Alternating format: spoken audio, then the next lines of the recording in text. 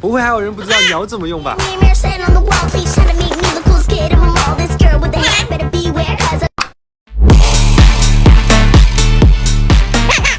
王炸！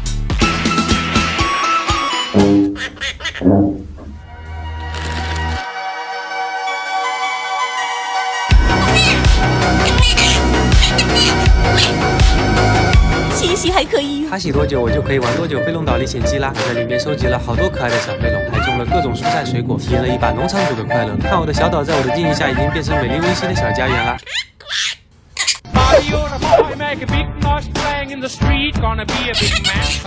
你再说一次。